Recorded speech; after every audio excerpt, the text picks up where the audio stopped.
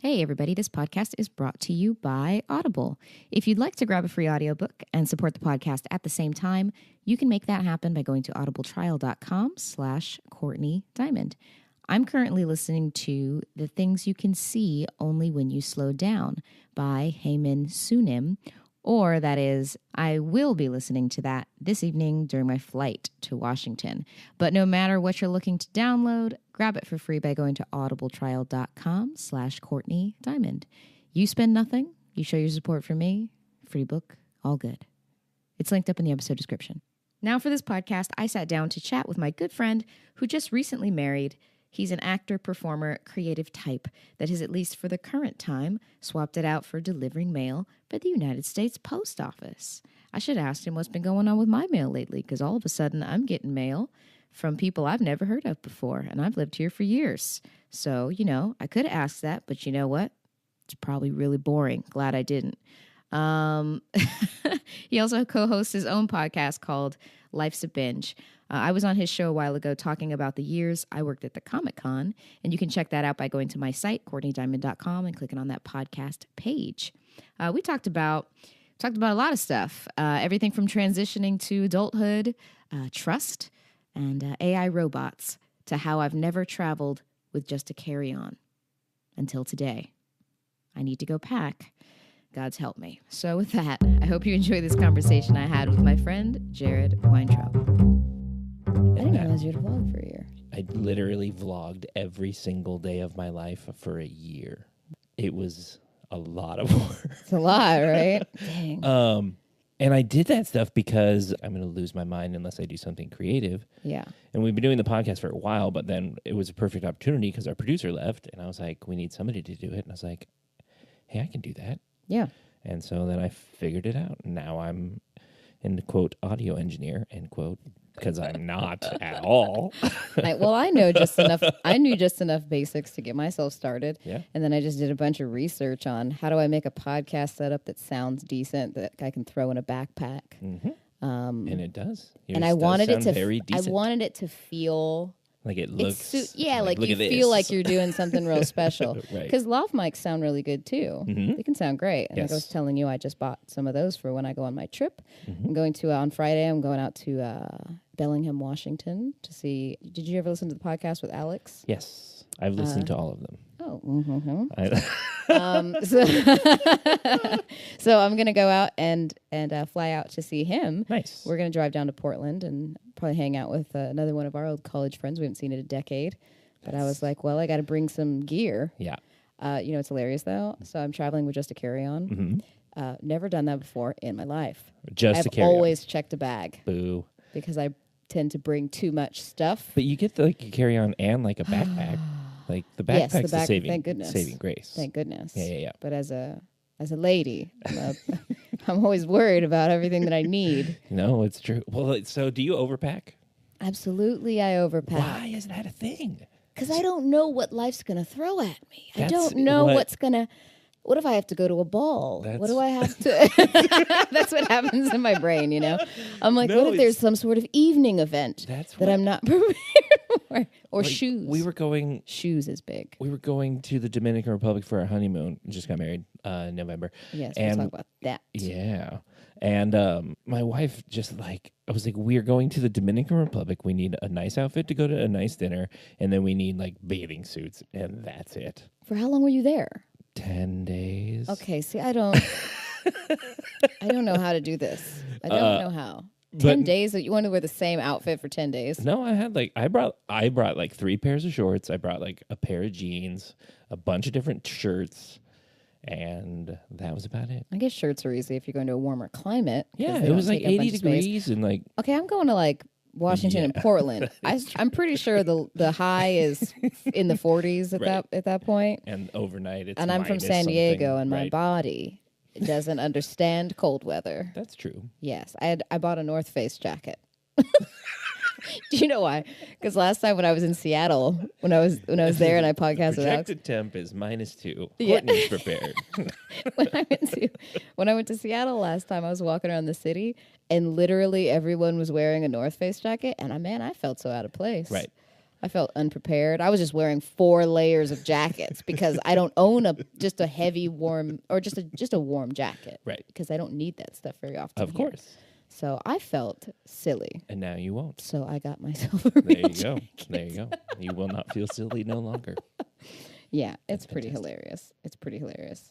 But yeah, I mean, this setup I think has been working out pretty good for me. But I'm going to work on getting a third mic in so I can do some different types of things here. It is really cool. Podcasting is so cool to me. I love listening to podcasts now, by the way, because literally I need to listen to something for 8 hours a day or I'll lose my mind. So that's why I listen to every podcast and every audiobook ever. Yeah. So it's like... But it's such a good use of your time. It really is. Because we have a lot of downtime where we're just, walking around, going from place to place, running an errand that's boring. But now I look forward to it a little bit because if I'm driving or if I'm running an errand, I know that I'm listening to an audiobook or I'm getting in all of these podcasts that I like to follow. Well, and that's what it really does, like, get me through my days, because my days are so, like, the same thing over and over and over again, just like walk, deliver mail, walk, deliver mail, walk, deliver mail. And, like, Being a mailman. It's the weirdest, isn't it? Isn't it the weirdest? It's so strange. My life completely changed in a matter of, like, 2.5 years. Yeah. Like... Do you know what's really cool about that, though? When you feel stuck, you just feel like you're in a rut, and you're like, nothing will ever change. Nothing's ever going to happen. But if you stop right now, and if you look back on even just a year, you'll go, wow, a whole lot of weird stuff I never would have thought happened. Right. This is completely different, as long as you're out there, trying to live a little bit. But right. But like things really do change, and sometimes we just don't maintain the perspective to acknowledge it. That's why I like journaling so much. That's why I like the meditation, because it lets you sit and really take advantage of those moments to realize that you've actually made some progress. What is that transition like for you, though? So let's go back. You're a performer Yep. for a very long time. Yep. And then you decided to take on the job of a mailman. Right. For practicalities of monies and consistency. And full time. And so what's that been like? I loved my job as a performer. I thought if there was any job that I could have for the rest of my life, that would have been it, doing that particular job that I had. But it was in a floundering business, and there was no real future there. And I tried consistently to make a future for myself in one way or another, and it just wasn't happening. And yeah, I needed something that had more full-time, more benefits, more scheduled structure and all this stuff. And literally I was like looking at government jobs in general, just because like that's the jam if you can get it. And I was not expecting the post office to be where I ended up, but they were the first people to like reply and give me an interview. And I was like, okay, let's see how this goes. And that's where I am now, carrying mail for the United States Post Office. And people are like, isn't that the weirdest thing? And for me, it's extremely weird. And it was really difficult for a while to grasp, because this is how I like to say it. And it sounds like I'm like totally full of myself. But I went from being a very popular somebody to being a very invisible nobody. Because the mailman, I mean, I don't know how a lot of people interact with their mailmen, but I don't very much. Or you just get like a little bit of a nod if you happen to run into them or whatever. I did run into my mailman. Shout out to him. He doesn't listen to this. I ran into him apparently at the local out here in PB. I'm sitting there having a drink, and all of a sudden this guy comes up to me and he's like, "Hey," and I was like, "Who's this? Is this your house? Do you live here?" You're like, "Creeper." I was like, "Hey." He goes, "Oh, you're a mailman." And I was like, "Hey." We like cheersed each other in the bar. So that was actually pretty fun, because it was like, "Oh, look, it's a guy. It's a normal guy." Right.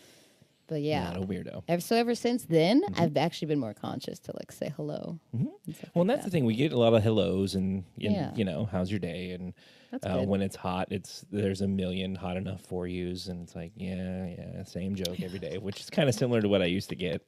But it's just weird because like I have no time to do anything before me, and like that was my life forever.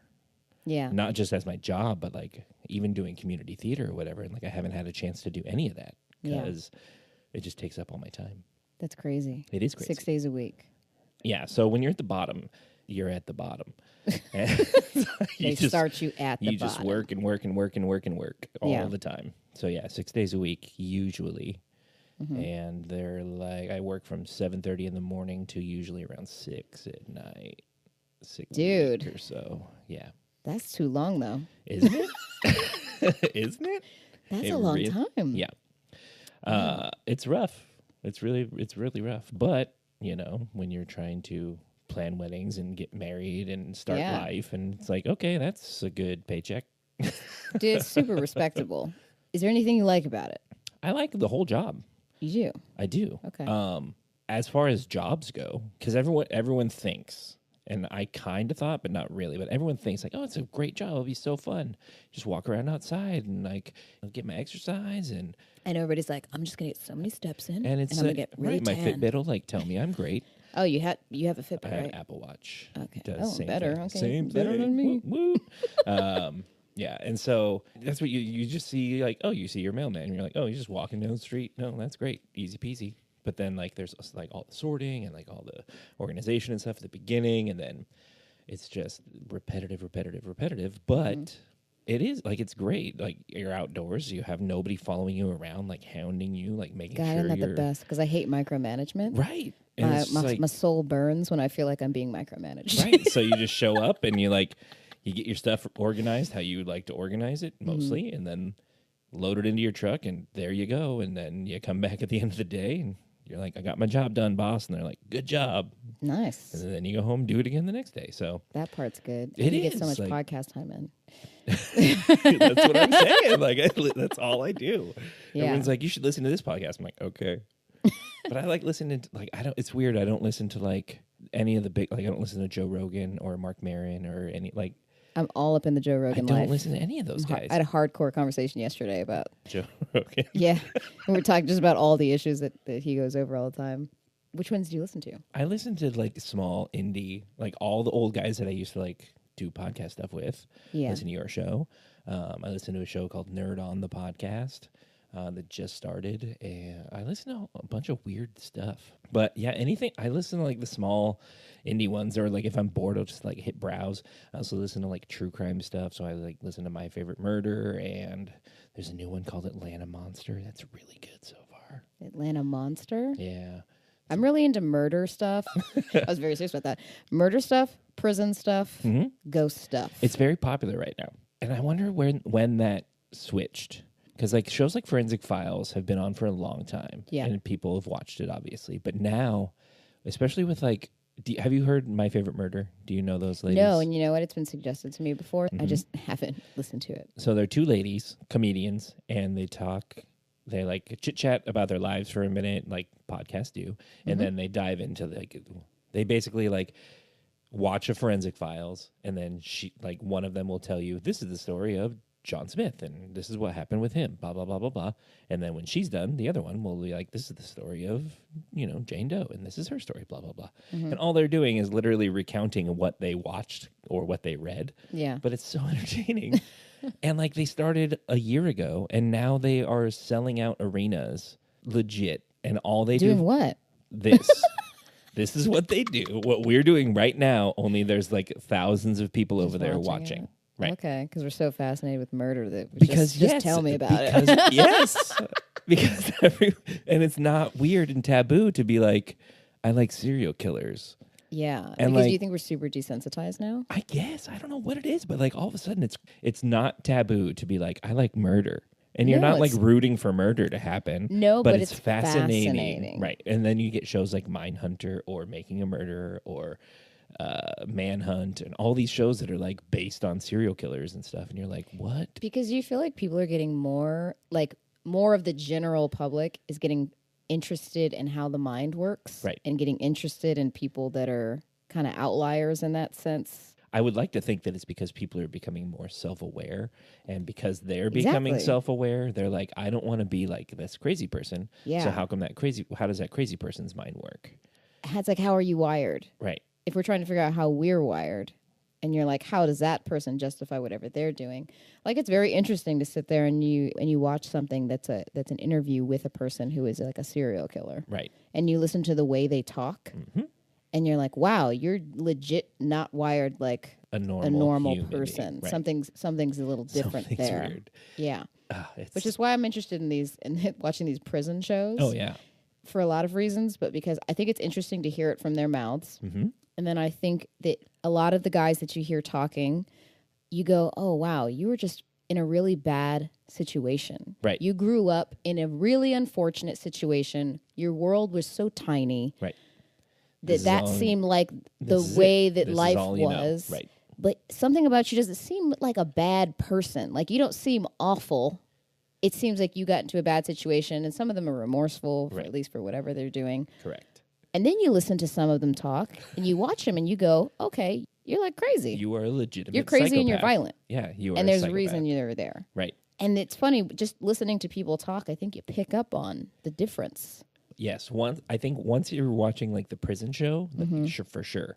But like every single time you hear like a serial killer show or whatever, they're like, oh, he was so nice and like so personable and charming, and like he was so great, and like that's the reason he got people to go home with him, because he was just so nice and charming, and you're like, oh. Sometimes it seems like because they're connected with narcissism, they too. know in their brain like how to work and manipulate people. Smart. They're so smart. It's I feel like there's this like general push for everybody is more interested in how our minds work. Right. And getting control of that and just being curious. Well, I think it also has to do with the oversaturation of social media.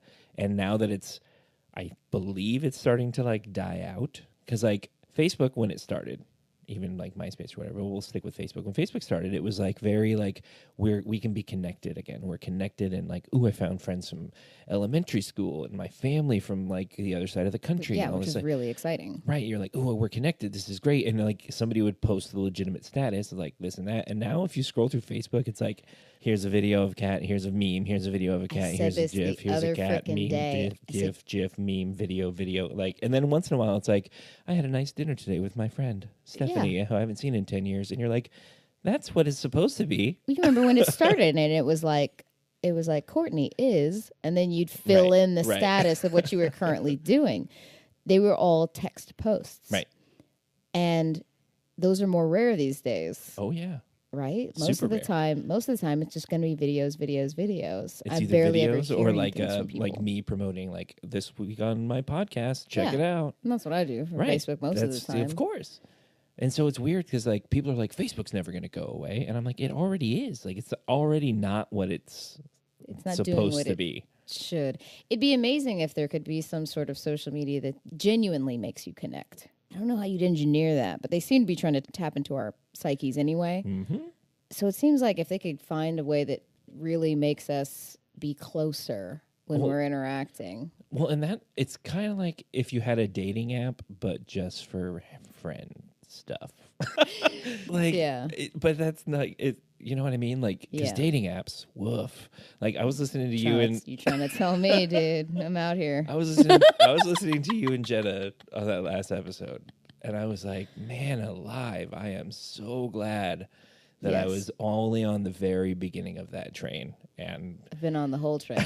I've been on the front of the train. I've been in the back of the train. Lord. Well, and so since you don't necessarily focus on that, but there's usually some aspect of that kind of a thing that you like talk about and blog about and everything. I don't even remember what it was. I had Plenty of Fish. I had OkCupid, whatever the the early free ones were. Yeah. I think I had Tinder for like a minute. Okay. But anyway, on my profile, I put, it was like the dorkiest thing you'd ever read in your entire life.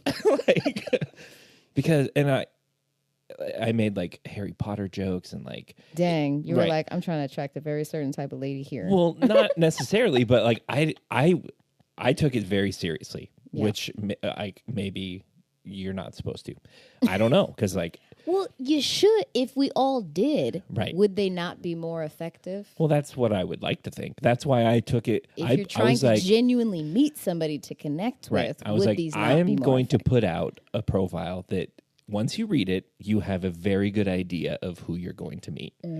Because I didn't want to put like the positive, whatever, like all the same bullcrap. I was like, if you find me interesting by reading my profile, obviously you're going to find me interesting in real life because I am a goof. Like, this is who's going to there's show up. no way. there's no way around it. Yeah. I'm like a weirdo goof. Like I'm an introverted extrovert, if that makes any sense. Like I'd rather sit at home, play video games instead of like go out to the bar. But when I'm around people, I refer to myself as an extroverted introvert. Right. I'm a complete introvert. Yeah. That can fake extroversion for periods of time. Right. Or do that, but I get so tired. Yeah. No, it's true. I get so tired. I've told people even after podcasting sometimes, especially if it's somebody I don't know. It's a little different if it's a friend and you're sitting down and you're talking because, you just have more of a relationship. But if it's somebody that I've never met before and I have to sit here and I talk to them for 2 hours. Right. That something about that is a little bit draining for me and it makes me want to lay down. It's so much like social interaction. But it's true though. And so like, it's just weird because like I put so much into it. Like I was like, here's who I am. Like this is who I am. If you're interested, you're going to reply back or send a message or whatever. And I think in total from online dating, I went on a total of 2 dates. Really? 2. Okay. For 2. men, it's definitely not as much. How long were you on there? Probably like a year. Okay. But again, I also wasn't really trying to like date. Like, right. You just put it out there and you're trying to see what kind of response. And then and it was like a game. It was like, ooh, I'm done playing Words with Friends and now I'm laying in bed. It's like time to go on OK Cupid while I'm alone in my bed in the dark. Isn't that kind of the thing too with it? Because like when do you open up the app a lot of times? It's like when you're bored. Right. You go, oh, I'm bored, so I guess I'll swipe through. And it's one of the looking at people. I'm gonna have fun judging the shit out of people. And I've met plenty of people off of these dating apps. Yeah. And of course, at some point, one of us is going to ask, like, "Oh, what are you doing on Hinge? What are you doing on Bumble? What are you doing on whatever?" And if the guy says to me, "I was just bored," that's a kind of a quick turnoff for me. but you're doing the same thing. But I'm doing the same thing. But if he says to me like, "Oh, I was just bored and I was just like trying it out," right? Because my intent is I would like to meet somebody that I genuinely connect with. Yes. But if he chooses to like use the words like "I was bored" to me, something about that is just like not very. It's not very attractive. I don't know. It's true. Oh, how'd you guys meet? I was bored one day. I was bored one day and I saw her. I was like, she looked pretty cool. Yeah. Swipe. That's how we met. Like, and that's what's weird. Like, there's a lot of very successful online relationships. Technically, like my relationship is kind of online relationship because I don't know anything about that. Really? Yes. We've never really talked about Well, that. see, I 100% suffered. Well, not suffered. I committed the crime of disappearing off the earth. The crime. How dare you? Stay on the grid. Well, not just because of my relationship, but because my relationship, my new job, like all sorts of stuff. Like it was just like, and now I don't see anybody I ever saw ever. Yeah, well, your life changes drastically. And what are you going to do? It's so weird to not. I see like 4 people on the regular, and that's like my brother, and like yeah, like I don't see anybody. And maybe it's just because I'm older now. Like 34 isn't old or anything, but like I'm older. I'm married. But you're like a grown-up man. Right. It's weird. Like thinking of myself like a grown-up person is bizarre. Yeah. Because like even 3-4 years ago, they're like, how old do you feel? I'd be like 22, 23. And like, woo, yeah, I'm party, work. I got a part-time job, this and that. I'm living life, having fun. And then it was like, now I have a full-time real job that works all the time. And now I'm married and like, it's just weird. Yeah. Like they're like, how old do you It's a feel? shift. And I'm like 34. I feel frickin' I actually feel 40 sometimes. Like when I come home and I'm like, my back hurts and I'm tired. I'm like in bed at 9. I'm like, who the fuck am I? Yeah. Like, it's 9 o'clock and I'm in bed. That's so crazy. Yeah, I guess you do get more. I get tired a little easier. Well, it's weird. We're Like talking like we're old people, but I mean, I'm right. 31. I'm not too far behind you. I had this conversation with my mom and my aunt. We went to Montana a couple years ago, And we're sitting out there on the balcony, we're drinking beers, and we're talking about the fact that I'm about to be 30. Right. You know? And I'm like, not stressing about it, but I'm thinking about it at that point. I'm like, dang, I'd be 30. It's just a milestone. Right. Being all introspective. And I said, when? Like, when do you feel like you got it all figured out? Or when do you feel like an adult? She's like, I mean, I don't know if you ever feel like you figure it out. Nope. And in my head sometimes, I still feel like I could be 20-something. I could be 30. Well, and like, it's so weird because, like, I don't feel old by any means. Like, Yeah. I'm not like, I'm old or anything. No. But, like, my lifestyle completely shifted course when it's like, I have to wake up at 6 a.m. and Oh, God. then I have to, cook dinner when I get home, and I got to do this, and I prep lunches. And it's weird, like, the whole, like, going from being single to being domesticated. And, like, I hate that term, domesticated, but, like, that's what it is. Like, Yeah. you're like home life now. It's like, Sure. This is what we have. We have home life, and then we have, it's like Saturday. Like, maybe we'll go out to, like, get a margarita. Like, Oh, God. like, You better break out of gotta that. You put need put my margaritas any jeans night on. of the Oh, week. right. It's like, but we go out, and, like, it's an event to Sure. go out. It's like, yeah, we have, like, it's so funny. We have this whole, like, liquor cabinet, and everyone's like, you guys are alcoholics. And I'm like, if we were alcoholics, we wouldn't have the liquor cabinet. Yeah, it'd be Like, gone. it'd be empty, but it just sits there. Because it's like, ooh, what do you want? Let's watch a movie. Okay, we'll have, like, one drink with the movie, just sitting on the couch and stuff. And it's, like, so different from, like, 5 years ago when it was like, woo, woo, woo, party. Man, dude, I wish I had a liquor cabinet, first off. That was my first thought when you're talking about it. 'Cause It's not really a cabinet. No, but I have okay, so if we're talking about liquor cabinets, I have a dream of just having, like, a beautiful wall. Oh, yeah. Just a beautiful wall with the underlit Uh-huh. alcohol. Oh, So yeah, lots of with, like, different choices. I just want to come in. Not to drink them all. Everybody's like, obviously if there's a lot of alcohol there, you're not drinking all of it. Right. But I just like the idea of the collection of it. I respect alcohol. Well, At this right. point in my life, I enjoy tasting different kinds. So the idea of coming home and, like, the beauty of having a collection of it. Well, and I like board games and nerdy, like, stay-at-home crap like that. Mm-hmm. And I'm like, it'd be great if we could have, like, a board game cocktail party where it's like, we'll just use all the booze we have, but we'll make, like, fancy drinks instead of, like, here's a whiskey Coke. It's like, let's make a Manhattan with, like, get the whole thing with, like, the orange zester and, like, all that stuff. I'm like, Jarrod, I want to encourage you right now because you can do this. This is very possible. Make your dreams come true. But, like, instead of, like, going out and, like, having, like, big old house parties and going to the bar and stuff, it's like, can we just sit at home and play Monopoly and have a drink? like There's that's nothing wrong with that's that. me being older. Well, I it's guess. a very It's weird. different. It's a very different thing too when you consider the fact that you could have people that you like in your home to interact and have real connection with those people you like, and you're having drinks and it's bonding. Something about alcohol is bonding. There's a factor to that. And so now what I'm noticing is, like, I'm very rarely out in a bar because it started to feel very empty. And then I'm just, like, around the people that I don't know. We're not really interacting. And then the people that do choose to interact with me are usually not, they're just people, that are attracted to you physically and they don't want to know you as a person, which is what a bar scene is. But point is, I think that's getting less satisfying. So do you go to bars by yourself to, like, hang out and, like, meet people, or do you go with people? No. I've been to a bar by myself one time, and it was actually a really nice experience. Was it with the goal in mind to, like, I'm going to go, like, hang out and talk to strangers, or was it like, I'm just going to go and have a drink at the bar and go with the flow? It was that one. Okay. I just wanted to kind of see what would happen if I put myself in that environment, which makes me really uncomfortable. Right. That's not a comfortable situation for me at all. I feel like I need to have people around me in a bar situation for bars sure. in general are just like, I don't want to go there by myself anyway. Well, no, I feel like lame. I feel like a loser, Right. which I don't. That's like that's not what I project. Societal stigma. That's like, That's if not you what- go drink by yourself, you have problems. Yeah, I don't think of people that way. If I saw Right. somebody at a bar, I'd be like, all right, they're just out doing their thing. They Some people probably had a think long that. day at work and they want to drink or whatever. Yes. Like, yeah. So I just, to kind of challenge myself at one point, did that. And it was back when I lived downtown. And I went to I chose a good place for it because I went to the Shout House downtown. Oh, okay. Yeah.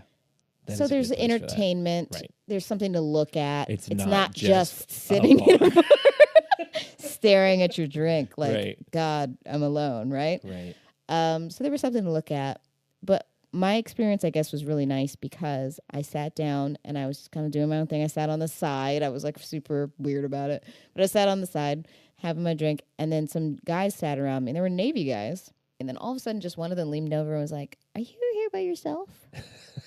You're like, and I was like, "Yes. Yes? Yes, I am." and they were like, "Oh, well, how come?" And I just kind of explained. I was like, "I guess I'm just trying it out." I'm just really honest. I was like, I've just never been to a bar by myself. Yeah. And seeing what's up. I'm just over here trying to blend into the wallpaper, like just hoping nobody notices me. Right. But they were like, "Oh, well, that's great. If you want, you can join our group. We can chat." None of these guys like hit on me. Right. They bought my drinks for the rest of the night, which was just very polite. Sure. But nobody made me feel uncomfortable. Nobody did whatever. And they just had conversations. They were just more like, hey, and they don't just be by yourself. They just brought me into their group. Right. They were so that was a really beautiful, actually, experience for me. I'm surprised I haven't done that again. Right. I haven't. But it takes a lot of energy for me to work up the nerve because... just leaving the house. Just getting out of the house. No, but I don't know. It's stressful. Something in the back of your mind is like, what's the point? Is there a point to me going out and doing this? And do you have a constant fear of like bad things happening? Yeah, I'm a small woman. Like, is that like for real? Is that like a constant fear of like, oh crap? Yeah, especially like with everything that's coming to light these days of like men are the worst. I haven't had, super awful negative experiences, thank goodness. Right. In my time. But when you are a woman, you're just aware that like I'm just not the strong one here. And, men will look at you, and sometimes I think some men don't realize that they can make you feel uncomfortable if they just walk close behind you. Oh, yeah. And I've had guys talk about me while they're walking behind me. Creepy. And I can hear them, and it's like they try to make themselves audible to you. You're putting me very much on my guard. I don't feel very safe. I live close to bars, but I'll do a $2 Uber to not walk home at night at 1, 2 in the morning. Oh yeah, no, because I'd rather pay the $2 than have some. I don't know. I live in a safe place, right? Reasonably, but you do think about those things, and so that's why women do tend to be on their guards a little bit more because we're aware of that, and guys don't have to think about that for the most part. For the most part, yeah. For the most part, you guys just walk around and you're like, oh, whatever. Yeah, whatever. I'm out. Yeah. Okay. But I totally think about that. And I think especially like going out that night by myself, I was like, make sure you don't drink too much. Right. Well, it's so funny because like when I was single and stuff, I am the worst at talking to people, like the absolute worst, which is bizarre. Which is insanity because... Right. I'm very good at public speaking and acting and blah, blah, blah.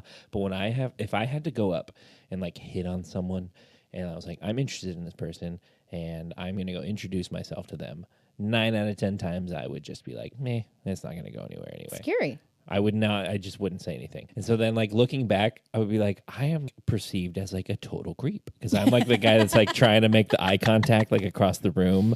And then they look over and you like look away. I just hit the mic and you look away. And you're like, I wasn't looking. Yeah. And then you look back and they're smiling and like wave. And it's like, oh wait, I'm a creep now. I think women need to be a little bit more fair to those types of dudes because I think those are the nice guys. A lot of times. Probably. Yeah. All the time. Some of them going to be freaking weird. Sure. Right. But sometimes those are the guys that are like, I'm just nervous to approach somebody I don't know. Right. I'm, like, I don't want to bother anybody. I don't know if she's interested. I'm going to look and maybe she'll look at me. And there's a nervousness there because the guys that just approach you, these are guys that approach people all the time. They don't mind being rejected most of the time. They're super comfortable. They're charming maybe because they've just built that in. Right. That's a skill they have. I think there's something nice about people that you can see a little bit of that discomfort sometimes because they're not fully sure. But I think we had this conversation too where it's like, there's no nice people out in bars. We're the nice people. It's just all these jerks. And I'm like, no. I was like, we're nice people. Right. Nice people are in bars. Yeah. But nice people aren't going up and just talking to anybody exactly. because it's nerve-wracking. They're like with their person and they're just you're having with a your conversation. friends and you're trying not to bother anybody and you might notice somebody but you're like, should I? I was always just waiting for like the Hollywood like we're gonna walk to like the bar at the same time and like, oops, I bumped into you and oh my gosh, like let me buy you a drink and that's now the universe took the me having to go up like take the nerve to get off my stool and like walk over and be like, hi, I noticed you over here. You got really nice hair and eyes. And like, I just wanted to say, I'm Jarrod. Nice to meet you. Yep. And like, I would think all these things. Like, all I have to do is just go say, hi, I'm Jarrod. You just envision it, but you don't. All I have to do is just go say, hi, I'm Jarrod. Nice to meet you. Those words. That's it. Hi, I'm Jarrod. I'd like to meet you. Nope. I just sit on the corner and be like, okay, hang on and stare at you for a while. So this is where I think women could help men out. We should be more generally receptive to people approaching in that way. As long as we're in safe environments. Right. You're in a bar. It's just a guy coming to say hi to you. A lot of women really react very defensively and kind of like snotty to somebody approaching them. How dare you come talk to me? Don't give that energy unless this man approaches you and he's rude. If it's just a person coming to talk to you, be generally kind to that person and be nice. They're just trying to come up and talk to you. Right. And I feel like a lot of the nicer guys that I've met are scared off because they say, well, these women just like, the way they talk to me makes me feel so shunned. It's the worst. It's the worst. Because all you're trying to do is like meet somebody. And you're like, we okay, shouldn't be scared of just trying to people. meet. I'm just trying to meet you, and like maybe we'll have a good conversation, and maybe I'll get your number, and maybe we'll have another good conversation tomorrow. Who knows? And this is all like maybe just on somebody that I look at, and I'm like, oh, they're cute. I'm gonna go say something. And then if I finally got like that, literally that 10th time, I'm like, now's the time. I got up. I'm like, okay, I've had a drink. I'm kind of loose. I'm good. Hi, I'm Jarrod. Can I get you a drink? And they're just like, oh, no, I'm here with so-and-so. And you're like, oh, okay, well, that's the end of that. Bye. But that's what scares me is that so the nicer dudes out there are getting feedback that they shouldn't approach ever. That's what worries me. So that those guys will never talk to you? But it's not, I have a feeling it's not the women's fault. I have a feeling it's the other men's fault. Like because men give men the worst rap of all time. Oh, I mean, yes. Can't argue with you there. Men are terrible. Like, it's true. It's so weird because I'm a very decent human being, I would like to believe. And like somebody posted on Facebook when all like the crazy stuff, the Me Too stuff was happening. And they're like, just think back. Have you ever like been out of place with somebody in your life without knowing it? And like looking back, I'm like, I hope not. Like, I have no idea. Right. But then, like, being out of place could have been, like, hugging somebody at a party that I just met. And, like, I'm a hugger. And, like, it was a party, so I'm, like, hugging all my friends goodbye. And I'm like, oh, it's good to meet you, hug. And, like, I could have just been, like, the worst human being in their life right now. Like, they hate hugs. You know what I mean? And, like, then, like... don't like hugs, but... Right. But, like, then I'm, like, a weirdo, creepy person in their eyes forever. And I'm like, oh, man, that's weird. And you just don't know how people are going to react to things. And so I feel like there's no, like, general solution other than just try and be the best person that you can be. And then if somebody doesn't like something... don't do that thing to them anymore. And have you run into people that'll be like, hey, I usually give hugs. Is that cool? Oh, yeah. You want a hug? If not, it's fine. Right. They just talk about it. Right. They just literally say I like hugging. I'm a hug you. Not forcing it on somebody. Some people just go like, I'm a hugger, and they grab you. Right. No, if I don't know people, I'll like put my hand up for a handshake, and they're like, no, we hug. And I'm like, okay, me too. But I didn't. We've gotten very scared of hugs, which is kind of a little unusual. People have gotten scared of people, just in general. If I thought it was hard before... Back before the dating apps in my day. Like, if I thought it was hard before to talk to somebody in real life, me going up to somebody now, I feel like they'd be like, why are you here? How come you're not texting me? Or what? Think like people get offended by a phone call? Right. If you just call somebody, if you just decide to call somebody because like, oh, you know, how do you make that recipe that you made in the crock pot? It's like, I could sit here and try and like text a response. They texted me, they're expecting a text response. But something like that, I'm like, I'm just going to call you. And then like, oh, oh my God. Ah. And then it rings for like 4 times. And I'm like, you were just holding your phone.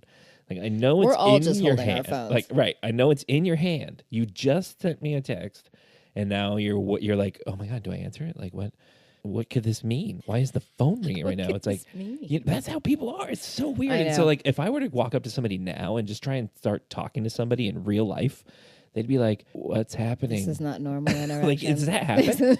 Do people come talk to you? Like, I'll tell you what, I think it's refreshing at this point. Yeah. As long as you're not, if you're a nice person coming up to talk to me, I think that's refreshing. I think it's cool if you're trying to start a real conversation. But yeah, that's weird. Like, I'll definitely, 85% of the time, I get a text message that says, hey, can I call you? Or, hey, are you like, they check in before they even attempt the phone call. But then There's a permission that's asked to make a phone call. right. That's where Because we they'll got call going. and then you won't answer it, and then they'll leave a weird, awkward voicemail. Yeah. And then then it's on you, and then they're sitting there like, I wonder if she's ever gonna call. Dude, if I get a voicemail, I'm like, what in the heck? Like, that's next level. How often do you like use FaceTime? Never. And what a cool technology. Right. We could literally be face to face talking, and we don't use it. Some people maybe do. My sister-in-law uses it all the time. Yeah. Because she has her sister lives in Australia, and like her parents live in Colorado. I think it's more for like kids can see grandpa. Okay, yeah. But I remember when that was coming out, I was like, oh my God, like the future's here. Like, this is what we always dreamed about. Marty McFly had this technology in 1985, and it was the greatest. And like, I can only imagine like being able to video chat with somebody. That's so cool. And then, got it. And I was like, I never used that. It's weird to me. And I didn't know if it was just me, but or the people I'm around, but I'm like, we don't utilize this. I think it's going to, as often as I think it's going to start to be a thing. And here's a dating app idea that we should rack in the money on. It should be like a Facebook Live or like a Periscope type thing, where instead of just Tinder this is gonna fail. It's already failed. It's called Chat Roulette, and it was the worst. And it was full of gross human beings. It was just people whacking off the entire time. And why y'all gotta ruin it, dude? But like, can you imagine if you actually got to interact with the picture that was? It's like speed dating, but you're you're video in your home. chatting, right? Yeah. And you just allocate 20 minutes to sitting on some speed dates real quick. Right. It's very different to read a profile and to see some pictures, and so often you meet them in person, and wow, you're like, what? The image I created for you, the voice I created for you, whoever I thought I was going to meet, this is different. And so there's a period of time where you're having to adjust to the fact that you simply created something in your mind that wasn't them. And that's what you don't get from the online dating profiles, is the essence. Right. Well, the idea, I just realized the idea that I just had also was the old video dates from like the 80s, where they're like, I like... What's up? I'm Kevin. Don't even talk to me if you don't like smoking, because... I'm a camel man. You're like, what? How is that how you put your video? Like, you paid a lot of money to make this video back in the 80s. But I'm trying to look cool. And it's like, what are you doing? And like now we watch those and it's like hilarious. But like legit, those are the people that are on like Tinder now that are like, I'm just trying to find somebody and like trying to meet people. Because how do you meet people? Remember when it was classified ads in the newspaper? Do you remember that? Yeah. That's pretty crazy like, now, huh? Obviously we never put classified ads in the newspaper, but like that was the thing, like single white female looking for you got 25 words or whatever to be like, this is me, and there's no pictures, there's just a phone number, and it's like ring ring ring. Super strange. Dude, do you watch Black Mirror? Oh no, I don't. First question then for you is, what is wrong with you? Second question is, everyone asks me if I've watched it, and I have only watched the first episode of the first season. Oh, it's a gnarly one, too. That is the worst. It's a hard one to get through. Right. Well, it's weird because, like, we were talking about, like, murder and psychopaths and all that stuff, and I can handle that weirdo stuff. But that one, for some reason, was just, like, but, like, I know it's not even like that. Especially season 4 is all, like, about, futuristic technology and, like, how, like, all. And so I'm like, of course I'm going to like it. But that first one, I just haven't never gotten back to it. I always tell people that. I say that about Black Mirror season 1, episode 1. Just that one's a little funky. Just don't watch it. That one's a little funky. Like, to start your show, it's gonna gross you out a little bit. It's just so. I'm icky. still fascinated by it because for me it's the concept of what can you make people do, and what will people watch when you put it in front of them. I wouldn't want to watch that. Of course when I was watching it, it's not something I would partake in. Right. So people now you'll have to go and watch this episode, of course. Right. But and how gross it is. It's gonna leave you icky. Yeah, I say the same thing about American Horror Story. Right. Season 5, Hotel. The Hotel season. Have you seen it? Yes. So that first episode's got a pretty gnarly scene in there that most people are super turned off by. Yeah, it's pretty. I get it. It's pretty messed up. It's very messed up. How did they get away with putting that on television? We don't know.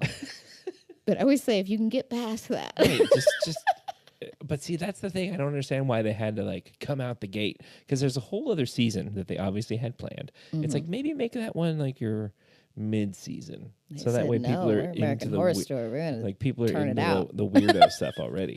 But I know that every episode's different in general, and every season's different. So everyone's telling me I have to watch season 4. Season 4 is so good. Season 4 is really. And I mean, haven't gotten there yet. I thoroughly enjoy every episode. Yeah. Of every season. Well, It's I love like so up my alley. Well, I love the Twilight Zone and like all this kind of stuff anyway, and so that's always what my brain's thinking about, because I'm a strange person.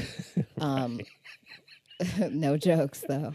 But the episode 4 of the 4th season of Black Mirror. What's it called? It's called Hang the DJ. Okay. I've heard things about this episode. It is my favorite. It became my favorite. I tapped into this episode so hard.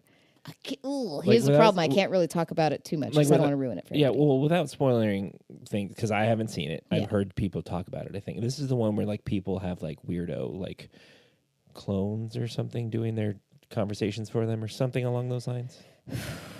Something like that, maybe? It's dating. Okay. They're dating. Okay. They're going on dates, but they're and they're weird being matched clones or with something. They're being matched with people from this super smart computer. Got it. That is just sending them on dates and hooking them up for a specific period of time. Right. And they show up and they 12 hours or whatever. Yeah, they sit with each other and they're like, "Oh, how much time do we get together?" And it'll be like a year or 12 hours, or it just varies. Right. So they're going through all of this situation, and they're giving in to the intelligence of this AI Let system. the computer run our life. Right. That is telling us, and it says everything happens for a reason, which is one of those things that I choose to believe in because I can find the pattern of that in my own existence, right? So that just spoke to me, just right there. Uh-huh. So anyway, they're just trying to trust this system to make them stay with people for a year that they may not even like, or to do all these kind of things. Now, do they have to stay? Yeah, as you're watching it, as you're watching them go through this seems to be law. Right. Like they can't break that. Can't get out of this. Right. There seems to be 'cause you don't know security. what I've There seems to be ruined. security keeping them there. That's Right. making sure that they do these things. It's fascinating, Yeah. though, to think that we get to this point. Another thing. Oh, well, I'm just thinking about it, and I was talking about this today with people. There's a show on Netflix called Travelers, and no one else in the world I haven't even that heard of it. I've never even seems heard to be of watching it. I think it's amazing. Travelers. Is it a Netflix original? Yeah. Stupid. Oh, so I run a TV and film podcast, right? Yes, I'm aware. It's about binge watching TV shows. I've been on it. I'm talking about Comic-Con now. It is impossible to watch TV. Not only just time-wise, but you're like, oh, there's a new show, Travelers. That's great. How many episodes is that? 8. They're all an hour. Great. That's 8 hours. Sure. That's doable. But then you're like, there's also Black Mirror, and there's also Turn, and there's also this, and there's Mad Men, which I still haven't seen. We're inundated with content. There's too much. That's what I'm saying. It's impossible. So you're like, now I have to like prioritize on what I want to watch and this and that. And then you're like, we got to watch this and keep up with this and that. And oh my God, Game of Thrones is coming back. And it's like, when am I ever going to watch it? And like people tell me, I'm like, oh man, I want to watch it so badly. But I'm like, well, I'm in the middle of this. So I'll get to it when I get to it. And then you look at it and it's like, now it's 15 on the list. And you're like, am I ever going to watch those other 14? Yeah, dude. It gets difficult. Even when I do my workouts now, I used to like put music on and do work. I work out with YouTube. That's what I do. So now this is my setup. I actually have a TV show on that I'm watching that I'm trying to get through episodes. That's how I watched Travelers the other day doing my workout. Put it on the TV. I have my phone propped up with my YouTube guided workout, and I'm working out, but I'm watching the show. That's awesome. So I'm doing everything I can to kind of multitask it to still watch these things. This show in particular, though, is insane to me because I feel like nobody's watching this. I haven't talked to anybody else that's seen this show, and I'm like, why am I alone? I'm probably not alone. There's probably plenty of people that watch it, but I don't know anybody. It's amazing. It's about people that are traveling back from the future to 21st century hosts. Sure. They can jump into the body of somebody that they know the exact time of their death historically yes. and coordinates. And so they're sent back into that body to take them over the time they would have died anyway. I think I saw a preview for this. What's his name? Eric McCormick from Will and Grace? He played Will. Yes. He's in it. But yeah, it's a very interesting story, and it's all built on these travelers traveling back here to save the world, to fix history so that they don't get into the place they were in the future. And all of their missions come from the director, which is an AI super intelligent thing that seems a computer that can monitor all of the different paths like of I existence. feel that's where humans are going. And do you feel like we're extra fascinated with it right now? Everybody seems to be like thinking about these I don't things. think a Westworld type situation is going to exist. When's that show coming back? I don't. I don't think that's what's going to happen. I think it's going to be we are going to combine with the machines. We're already doing it. Yeah, like the Borg in Star Trek, or however you want to describe it, where it's like we need to put computers in our brains to make us superhuman.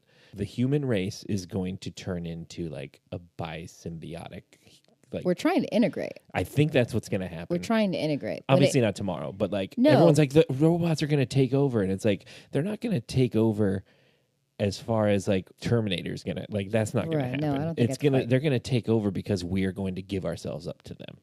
Yeah, if that makes sense. I think that's what I think. I think in some ways people want to be them. We want to be a little bit more perfect than we should be sometimes. Right? And if you think about it, it starts with computers, and they're amazing, and then we have these iPhones and things that we carry with us that we've developed attachments to. They tried Google Glasses. It's like a bigger addiction than it's huge. Yeah. You feel anxiety when it's away from you. They try Google Glasses, but people's like, oh, that's awkward. But now they want to do contacts. So it's like you get a heads-up display. Slowly integrating with how do we make this part of us. But it would be so cool. It'd be very cool, and there's a lot of amazing ways to use it. In other ways, I'm also thinking like, so we're trying to create this AI. What is the driving force? Because you could create robots, which we have, that obviously do incredible things, that work in factories and do things that are mundane tasks. Over and over tasks that we don't want to do. Right. We could be content with that, but no, we want to create something that looks like us. Right. That we can interact with, and we can't tell the difference. It's like the God complex, or the it's like a little bit of our ego. We want to create something in our image. But the problem is, I think if you genuinely get there, when you genuinely get there, and you create this thing that it is beautiful, and it's better than you at everything, thought process. It's not bogged down by feelings that are ridiculous and because we're people. We're flawed. We want to be connected to them, but almost like they're a safe place to connect to because they're not real people. And so with real people, there seems to be more vulnerability because people will turn on you more. But we're like, if we create something that I can connect to that's not real. This robot won't break my heart. It won't break my heart. Right. It's not programmed to, but look how perfect it is. But I think somehow you'll want to be it, though. Right. And you'll be like, I just created something that's better than me. What? Than me. It's like creating your replacement. It's so true. And once it's smarter than us, it's going to look at us and be like, it's the Tron thing, dude. You know how I love Tron? Yeah. Well, it's also where like... Clue looks at him and goes, am I still supposed to create the perfect system? Right. And he's like, yeah. And then he turns on him because he's like, you're not freaking perfect. You're not supposed to be here. And that's the fear. But like, we're creating something that's like to connect to. Right. That's going to be better. And what is more dangerous than a human being that feels worthless? What is more dangerous than that when you feel like you don't have a place? I just went off on a tangent, but I've been in this. Well, I bring out the tangent in people. Well, it's funny because like I love my phone, and like I have an Amazon Echo at my house, and I'm like, you talk to it all day. I'm like, hey Alexa, why don't you play me some music? Can we get to the point where we can name them anything we want? Side note. You should be able to do that. So going way back to what we were talking about, like online dating and stuff. So I met my now wife. I met her in college at a culinary arts class, and we knew each other then. And then 5 years later on Facebook, I asked her if she wanted to get coffee. I like those kind of stories, though. Right. And so, like, we were always, like, somewhat connected. Like, every once in a while, I'd be like, oh, here's a picture from Samantha, or here's a picture from Jarrod. And it was like, oh, yeah, I remember him from our class or whatever. That's cool, blah, blah, blah. And then it got to the point where I was like, oh, man, she's really into, like, Halloween and stuff. I really like Halloween. So I was, like, actively, like, looking for, like, Halloween posts. And I'm, like, weirdo, like, Facebook stalky a little bit. Like, ooh, I'm going to find one. I'm going to like one from, like, a year ago. We all like, freaking of course. do it. So I was like, everybody's just scared to say, you do it. And so, yeah, of course, everyone does. as soon as you find out a person's name, you're like, course. I am now going to look at their entire life. You're trying to figure out who they are. You're trying to figure out how you can connect to them. Mm-hmm. If you're trying to start a conversation, it's natural, I think. So I'm sitting here like going through, ooh, there's a good Halloween picture. I'm gonna like this one, even though it's from a year ago. So like, you know, you're I'm sending those like, ooh, here's a signal that I'm like Right. looking through playing this stupid game in my brain. I'm like, ooh, if I like this thing from a year ago, she'll know that I was like looking back. Like it's not just like something she posted, but it's like I had to look for it. Right? This is and what we I'm thinking. acknowledge it because I have this conversation with my girlfriends. I'm like, hey, you know, dude, he liked something from 2 years ago. He's going in. Right. He's trying to figure it out. And then it comes to find out, like, she's sitting here, like, on her end. Ooh, he liked that Halloween post. Like, I should post another Halloween thing. God, it's So a she's future like interaction. baiting me with the pictures on her end, and I'm like stalking her on Facebook with my end. Come to find out, we're doing the exact same thing, which is why I was like, "Do you want to go hang out?" Yeah. I was like, "Oh, okay, cool." And then we got married The next day. No, but that's great. But sometimes what's amazing is isn't it all just about timing? Well, not only that, but it's also, it took away the entire nervousness of having to try and meet somebody because it was somebody that I knew, but I didn't really know. Right. Like think of like a coworker that you kind of see in passing, but isn't in like your department or whatever. Sure. Where it's like, oh, I see them in the office when I check in the morning and then we part ways or whatever. Like, okay, I kind of know them. And then years later, you're like, they were kind of cute. I wonder what's up with that person. And they're like real people to you. Right. That's the bizarre thing is how you think about people in these sort of interactions. And like me and Jenna were talking about, right? Like I was saying, all my relationships have been guys that were friends. Right. Because that's the same thing. It's like, it's somebody that I know. Because we were just You people. don't We just have hung to- out. Yep. We were cool. And then all of a sudden, but it's a timing thing. Oh, yeah. And- That's when and the universe takes over. People have come back from my past where we have a little bit of a history, just knowing each other. Right. And then when you reconnect and kind of find out how you've grown since the time that you've last talked or whatever, there's something about that that just has a little bit more depth. Like it's way less scary because you feel you know them and you're like, oh, this is just my friend or this is just my acquaintance or this is that person that I briefly know, but it's still somebody that you know. They get a little edge up on the trust. Right, exactly. And then it was one of those, like, it just makes sense. We don't have to try about anything. It's like, this is stupid good. This natural doesn't happen. Like, this doesn't Jarrod, happen. I know.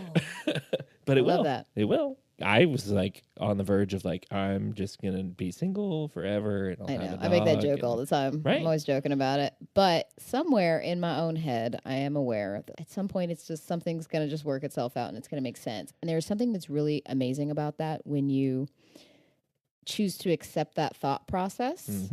Because when you are like going through this dumb dating thing and things don't seem to be going right, or you're like, why am I so? You question yourself, you question Right. all the people you're meeting, everything just doesn't seem to be working out right. But if you think about it in the sense of, okay, so this didn't work out, well, I guess there's probably a reason for it. You never know who you're going to end up talking to again. Yep. After years. There's Years. people that come up for Years. years Yep, and years. never thought I'd speak to them again. Or whatever, or maybe they go away forever. But if they did, there's a reason for that. Right. They didn't need to be there. Wasn't the thing. It just wasn't the thing. So if you approach all of this from a sense of, I'm going to go into every experience, I'm going to be me, we're going to see how this plays out. If it doesn't work and it feels forced, Right. accept it. Yep. Accept that it's forced and something's not going right. Move on, keep living life. And then if it plays out, it plays out. And if it doesn't, it wasn't meant for you. Well, and also, like, dating when I was in my 20s was extremely different than dating when I was in my 30s. Because, like, in your 20s, you're like, everything's going to work, everything's going to be magical, and I'm going Yeah. to stick with this forever. And you like, try to figure out how to make everything work perfectly. but, like, here's an example of a date that I went on when I was in my 30s. This is very paraphrased and shortened, but it was like, hey, I'm glad we're meeting up for coffee, blah, blah, blah. I want kids in the future. Do you want kids? No? Okay, great. See you later. But you know what? But, like, Those are foundational things that need to be in tune. right. It's like now I'm an adult person, probably halfway through my life at this point. No, we're going to get technology. It's going Right, to make us of young course. again. Okay, hold on. But, like, you know what I mean? I'm like, it's half gone. Cut to the chase. Like, it's a job interview almost instead of like a fun romantic thing. But I could really, really, really like you. But if you're allergic to dogs, like, sorry, that's not going to happen. Oh, yeah, like, that's if not you're gonna work for it's like, me. sorry, I'm not going to not have a dog. No. Like, it's not, you I'm can't, not going to dampen my nothing existence. will tell, nothing, right. You know what I mean? Like, it's just not going to happen. So I could think you're the most beautiful, loving, caring person ever. But if there's one thing that's like a quote deal breaker, it's like, well, sorry, I don't want to waste any more of your time. I don't want to waste any more of my time. This obviously can't happen because of whatever reason. So bye. I love the concept these days of being just so clear, Well, of really talking right. about things that matter earlier on, because whatever, dude, what is the harm in just being real about who you are and what you're really looking for? Yep. What is the harm of that? It's a time saver. But people are so, it's not part of their here's what I'm presenting to you plan. Yeah, I'm kind of annoyed with that. Like, I don't want to feel like I'm presenting. What are we playing perfect for? What are we playing Because a that's role what for? we do. That's what every species does. We're stupid animals, just like peacocks. Peacock Yeah, boys right? like, look at my tail. Aren't I the best looking peacock ever? Oh, I got daddy issues, but you'll never know that until later. But that's what we do. We're just like, I'm going to put on my best outfit. I'm going to put on my best clothes. I'm going to smell Sure. real good. I'm going to go out and I'm going to be like, Sure. here, this is me and I'm perfect. I'm perfect. I'm perfect. I'm perfect. And I fall prey to this, of course, And then every now and again. yeah. But my thing is, I'm very much in this place where I get into these freaking legit, real conversations with people from the get now. Right. Because That's I'm how just it should happen. because I'm just open to it. Sure, I'm gonna put some perfume on. Like, I Right. want to feel Of like I course. look nice when we meet and all that kind of stuff. You'll but put I your also, best physical self forward, but you Yes. need to also get your best mental self out But there. I also just right need off to be the like, bat. let's just talk about this stuff. You know, they Right. tell you not to don't talk about politics. Don't talk Politics, about religion. religion, Don't talk kids. about. I think it's ridiculous. I Right. think talk about who you are, and I think talk about the things Like, that are don't- really important to you. Yeah. Because those things down the line, if you ignored these and you acted like they weren't important, I think that's the thing that are going to ruin your relationship. Right. That's when you hold a grudge on something. Be or honest like, about you made me who you change. You are. made me change who I am, or you wanted me to change for you, or all these. That's where these things come from. Yes. So if you just like, don't obviously come out and be like, "Hi, I'm Jarrod. I'm Christian, and I want 18 Yeah, you have to be babies." weird. Like, don't be weird about it. Like, if you're like having a conversation, Yeah. you don't even have to be like, "Oh, so who'd you vote for?" It just be No, like, "Well, it's just come, like, have a conversational. conversation." Go in non-judgmental. Right. If somebody's different than you, it doesn't mean that you are automatically in opposition now that you have a different viewpoint.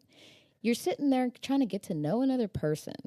That's why you're there. in It's the why you're first there. place. Unless it's like something huge that's going to impact your life personally, specifically, like the kids thing. If you want kids, I feel like you need to tell somebody you either want them or you really, really don't want them. Or if you're both maybes, that's probably the best. You figure it out later if that's going to happen for you. Yeah. Yeah. But if somebody's an I don't want them at all ever, then that's something that needs to be said like off the bat. And like people can't put that like in their profiles People are because scared of telling people I that. can't tell somebody the truth. Hinge has that on there. It says like don't have kids and don't whatever. They have you like say certain things like Right. that. They also allow you to add videos. So you could technically like make a little video for them to see. Oh, so they do you have and that hooks up thing. your Instagram. It's like a little bit. Yeah. I don't think a lot of people make like a custom one. They should. But Be like, hi. I think I'm that'd Jeff. be dope if they did make I you. like Camel Man. It's different when you hear somebody talk, right? Right. Well, that's the thing. Like that, maybe that's what all it is. Instead of like you, like on Bumble, you have to make the first move or whatever, right? Mhm. Maybe instead of just sending a text like, "Hey, what's up?" Maybe there's no texting. Maybe you have to call, or maybe you have to FaceTime in order to contact someone. Dang, because that's so much more like legit. Right? Because instead of like you just like, I'll send do 18 your text makeup. messages tonight.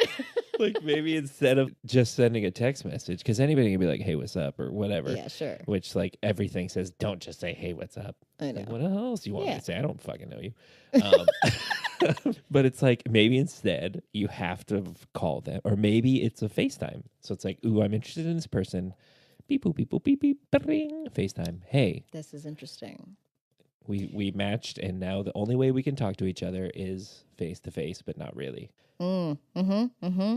See what I'm saying? I'm picking up what you're putting It's down right it's now. an idea.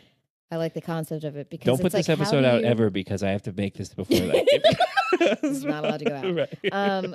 I like the idea of that because I guess my general feeling is like these things could be effective, but we need to make them encourage real connection. Right. Well, and that's the rather thing. Like, than if it's fake. especially with FaceTime, because here's the thing: when you're talking to somebody on the phone or FaceTime, you have to talk to them. Like text messages are great, but I can't edit myself if we're right, FaceTiming. You can't. I have to just be think, myself. There's you no just time. have to talk. Right. You just have to talk to them. I'm telling you, this is brilliant. It is brilliant. I've had conversations where message-wise, we send messages back and forth, and it seems cool. And then we got on the phone. That conversation felt so clunky. Our humors were off. Something about the whole way that we interpret the world was off because it was the most uncomfortable conversation. Yeah. He didn't seem to get me. I didn't seem to get him. I was just joking with you, Courtney. I was just joking. If you have to say those kinds of things, I was just kidding it. I was a dick, but I was just joking. You're both probably fine people, but maybe you don't have the same types of humors. You know, I was talking to Michelle today, and I was like, man, okay, so they talk about like opposites attract. Right. And maybe you can tell me from your experience now, because you're like a successful relationship person. Married. 34-year-old married man. There you go. You're grown up. But it's like I've grown up. it feels like as a person, you want to be with somebody that has maybe the same priorities in life, that has certain foundational core values as you, that, you know, kids think that's an important thing. Right. Do you want them to, are you open to it? Whatever. Right. General religion stuff, if it does play a part and it's important to you, needs to be valid. If you are heavily political and that's going to affect you, it has to play a part somewhere in there. It's just a belief system. There's some foundational sense of self that has to be relevant. Right. But there's a difference between that, I think, and then your personality. Absolutely. So I'm super introverted. And like I said, I can be, I can be out and I can be whatever, but like approaching people makes me nervous. I'm very generally shy. I do well with an extroverted person. Right. Who's like, I'm going to get you out of your shell. And you're right. Because they pull me out, I pull them in, and we meet somewhere in the middle. Well, the opposites attracting thing, I believe it's like more about like this person fills that role that's not for me. So like I'm a pushover type person where like somebody will get in my face and I'm like, I will avoid the conflict at all costs. Not like pushover, like, because like that means I'll like, give me all your money. It's like, okay, whatever. Well, but like, but you're not. I just avoid avoid confrontation. I guess that's more likely. Samantha is all about yelling at people, like all about it. So if like somebody cuts me off, I'm like, whatever, just honk honk, try and let it go. She will like tailgate him and this and that, like like this type of stuff. But it's like I need that. Like I need somebody. Like if the waiter comes over and it's gross food and they're like, "How is it?" I'd be like, "Oh, it's okay. Please don't spit in my food." Right? I'll be like, "Oh, it's okay," and then I'll just sit there and eat it. Where she's like, "It's not okay. You don't like it. It's gross. It's cold. Excuse me. This is cold. Get rid of it." And I'm like, it's the person that can do the thank things you that for you can't do for yourself. And so like we're opposite in that aspect where she doesn't give a crap about being mean, quote unquote, or however you want to say that. And I'm like, I need that. So it makes sense for me. Or movies, like I like stupid comedy movies and stuff, and she likes really scary horror movies and stuff, and I like those too. But like getting somebody to put something on that you normally wouldn't watch, you're like, oh, that's a different perspective on entertainment or whatever. Like it wasn't necessarily the greatest thing ever, but like I never would have seen this without this person. Or it's good to see different things, right, to keep you more well-rounded. And that's talking about this last night. The concept of social media. All the stuff you talk about all the time. My weekend was overwhelming. Just this weekend. Usually it's just me by myself here. Right. But we were talking about the concept of like social media. The algorithms trend us to people that think like us, the things we already like, the things that we search for. So you end up interacting with a lot of people that are the same. Like-minded, yes. Which is great for a sense of community. But there's a huge benefit in exposing yourself to people that are very different than you. Yes. Because they can have different viewpoints and different beliefs, but you're both still people. And you can still find common ground and still be nice to each other and whatever. But I think it's trending us towards feeling very separate from people. Well, especially now, the way that social media has become a political media in particular. It's like you can't like anybody that's not on your side. They're red and you're blue, and that's the end of it. Don't like red, don't like blue. There's no purple. And I'm like, we need more purple. I fully believe in that. I don't see why you can't have a mix of views depending on the topics. It's just computers are stupid. And they shouldn't run us. They shouldn't run our lives. But maybe. I do feel like people like want to be like shut down. I feel like people are starting to get a little bit more awake to the fact that our systems are maybe not working for us as much as we hoped they were. Well, it's also funny because like you know, when you think Friday night, like Friday night, it's end of the week, I'm going to go out, I mean, like, you know, do something fun or whatever. And like, to me, like Friday night now is like, I'm on one side of the couch.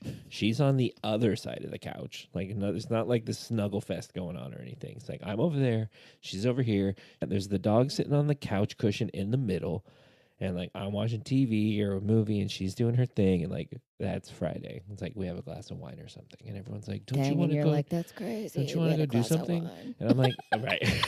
No, but it's like, don't you guys like feel disconnected? Like, don't you want to sit next to each other? And it's like, I see her all the time. Like, literally, she's like my person. I literally sleep next to her. Like, people think weird thing. Like, why do you sit on opposite ends of the couch? Like, why don't you sit next to each other? Isn't that like you feel like there's space between you or something? And I'm like, no, we're just doing our thing. Like, we aren't the same person. It's weird. And people kind of think it's weird if you're not cuddling on the couch all the time or like holding hands all the time. Like, I do that most of the time, but like idealization, I think, of the relationship, right? Where like everything is, oh, it's a perfect romance and we're always connected. We can't stand to be away from each other. Another big thing that made it so successful is that every Friday night is like guy night, basically. And she's like, you know, have fun on Friday or whatever, have fun tonight. And like, people are like, oh, you guys are like separate like that? Yeah, we have to. Like, she goes and hangs out with her people. I hang out with my people. We have similar people, or like my people are also her people as well. But like, it's like, I just still need to do me stuff. And like, that's even if it's like one night a week. But if like there's a wedding on Friday coming up, obviously I'm not going to go do me stuff. Like, there's a wedding, we're going to the wedding. Duh. If there's plans or whatever, like, but you have to still do your own stuff. We like pretend to be jealous. Like, if she gets a text message, I'm like, who's that? If I get who's that? Like, that's our thing. Who's that? And it's like, I don't give a crap who's texting you. Like, well, that's what the trust is trust for. That's and the like, beautiful thing. It's like, I don't care. That's the whole point of a relationship. I feel like sometimes relationships right now are getting a little bit of a bad rap. Yeah. And I guess, okay, so from my viewpoint, what a relationship means is, and I'm not in them very frequently. Right. Because to me, what they mean is, that means I've got a good solid amount of trust with this person. I shouldn't have to feel jealous. Or hide stuff. Or like, I don't have to feel that because I'm in a relationship where we are safe here. Right. And I don't have to feel those weird things. And it's part of my job to make sure that he never feels jealous. Right. And it's his job to make sure that I don't feel that because we are secure with each other. That's the benefit of a relationship. Right. Well, like, and that's been lost, I think, a lot of. Well, like right now, so what? It's, as we're recording this, it's 9:00 on a Tuesday night in the middle of the week, right? Mm-hmm. And like, all I told my wife was like, oh, my friend Courtney has this podcast and like, we're going to go record. And she's like, have I met her? And I was like, maybe in passing him once, but I don't think so. He's like, okay, well, have fun. Bye. That's how it should be. And that's what's awesome. Mm-hmm. Like, that's what's awesome. Like, it's just weird that like people get in this weird communication and having real trust. I told her my number one thing. I was like, my number one thing is honesty. I will never, ever, ever cheat on you because my parents got divorced when I was very young, and like I heard things that I never wanted to hear. Like the worst thing I ever heard in my life is gonna break people's hearts. The worst thing I ever heard in my life is like my mom and dad arguing, and it was like this huge epic fight, and then my mom said, "You come home smelling like her," and like I will never, ever, ever forget that. I'm like a 6-year-old kid, and like that's like ingrained in my brain. Yeah. And so like I will never cheat on anybody ever. And I told her, I was like, honesty and in communication is 100%. I will break your heart before I do anything else. And I promise you that. I will tell you if it's not working. I'm gonna be like, I'm sorry, it's not working, because I can't do that type stuff. Like I can't. There's no way that in my person that I could like do. I have to tell you, honesty is key. 100% honesty. I completely agree. I have the same kind of root thing where I'm like, I am incapable of cheating on somebody. Right. It's I would not never possible. cheat. I would never cheat on somebody because I would rather tell you first. Right. I'd rather tell you that this is not working out. If I'm looking at somebody that hard and it's that much of a problem, I'm going to go ahead and be aware of that problem and end it before I add insult to injury. Right.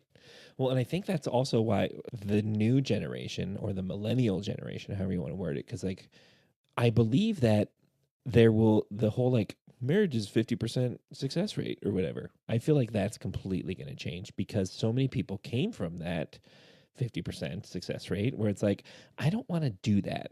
I don't know. I'm 34. I got married when I was 34 years old. Never been married. She's never been married.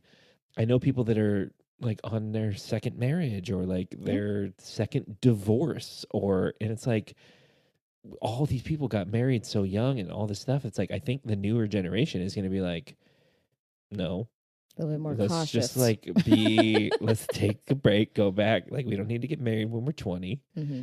Like, and if, I'm not knocking you if you get married when you're 20, like, go for it. Like, if that's what you feel you need to happen. But like, I know that I'm going to be married one time in my life, and it's right now.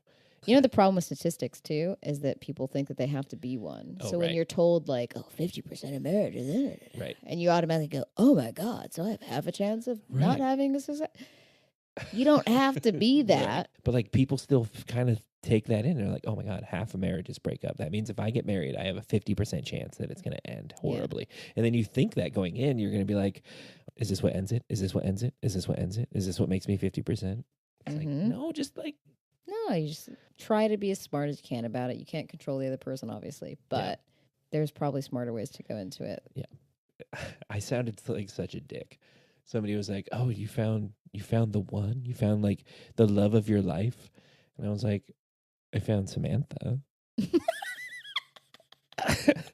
they're like, what? And I was like, the one? There's 7 billion people.